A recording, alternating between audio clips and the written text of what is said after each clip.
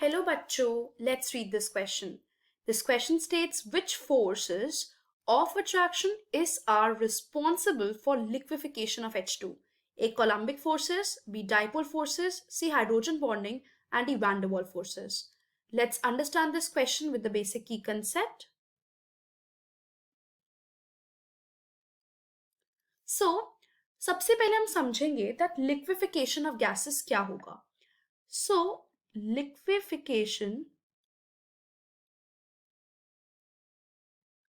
of gases. Liquefaction of gases हमेशा real gas में होता है. और रियल गैस में कैसे होता है? सबसे पहले होता है अगर हम टेम्परेचर को लोअर कर दें. So lower the temperature.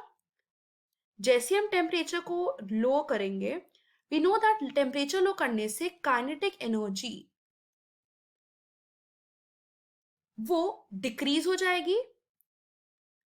अब सपोज बहुत ही स्लो मोशन वाले मॉलिक्यूल्स हैं. अब टेम्परेचर लो करने से जो ऑलरेडी स्लो चल रहे हैं वो भी बहुत स्लो चलने लग जाएंगे, वो और स्लो हो जाएंगे, जिसकी वजह से क्या होगा, जो स्लो मॉलिक्यूल्स हैं, so the slow moving molecules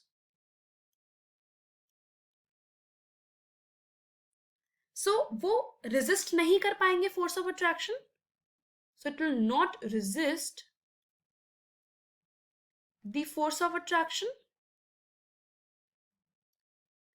and hence what will happen, वो बहुत ज्यादा क्लोजर आ जाएंगे. So they will be become very closure.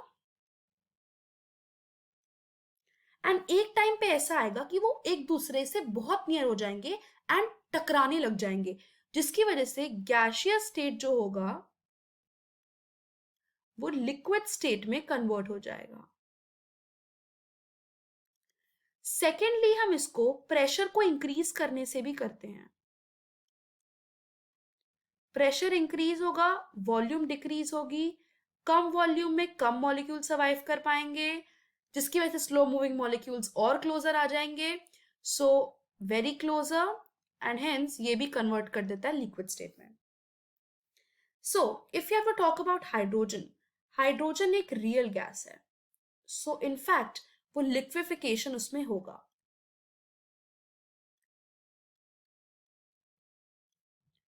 सो सबसे पहले हम फोर्सेस के बारे में देखेंगे that which forces is allowing the liquefaction. So अगर मैं कोलम्बिक फोर्स की बात करूं, सो कोलम्बिक फोर्सेस किस में होता है? कोलम्बिक फोर्सेस चार्ट स्पीशीज में होता है. इलेक्ट्रोस्टैट्स भी no, different positive and cation ions के बीच में होता है. As H2 it is not a charged species, so उसमें coulombic force will not act. Secondly बात करी जाए डाइपोल फोर्सेस की. सो डाइपोल फोर्सेस पोलर मॉलिक्यूल में होता है एंड ये परमानेंट इलेक्ट्रिक डाइपोल सेट करता है.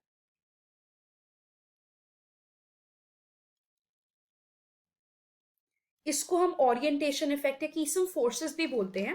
बेसिकली व्हाट हैपेंस, सपोज एक मॉलिक्यूल है, उसमें डेल्टा पॉजिटिव चार्ज भी होगा एक साइड, डेल्टा नेगेटिव चार्ज भी होगा. सो पोलर मॉलिक्यूल्स को हम सेपरेट करते हैं. अगर ये H है तो यहाँ पे H होगा, यहाँ पे Cl होगा. इसको हम सेपरेट करते हैं. This is delta positive and this is delta negative.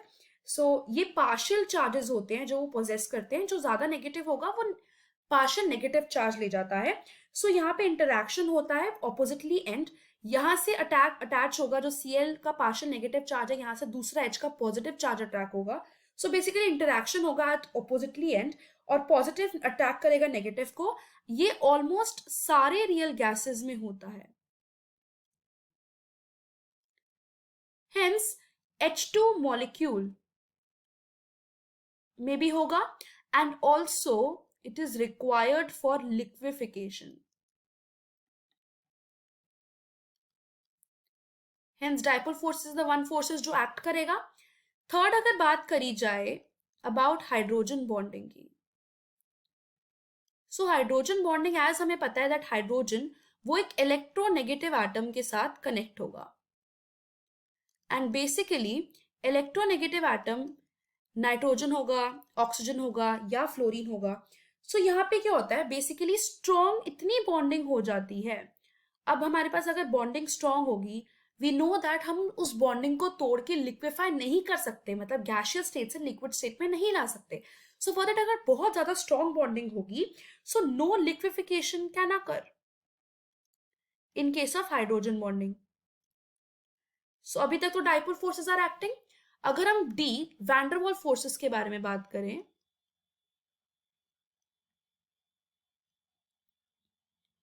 So van der Waals forces क्या होते हैं, बेसिकली ये वीक अट्रैक्टिव इंटरमोलिकुलर फोर्स होते हैं। So these are weak attractive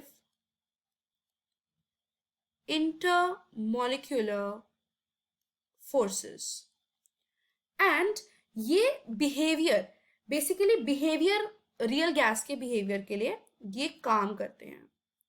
सो अगर रियल गैस में काम करें तो ऑफ कोर्स H2 पे भी काम करेंगे। सो ये क्या करते हैं, ये पॉजिटिव एंड नेगेटिव चार्ज जो होता है नेबरिंग एटम के बीच में डेवलप करते हैं। सो ये डेवलप करते हैं positive negative charge on the neighboring atom, and almost सारे नॉन पोलर मॉलिक्यूल्स ये एग्जिबिट करते हैं। So neighbouring atoms of non polar molecule, so ये अट्रैक्शन होती है basically. So as two forces हमने देखे, पहले डाइपोल फोर्सेस एंड दूसरा van der Waals forces that are responsible. So the final answer is option number B and option number D. I hope you understood it well. Best of luck.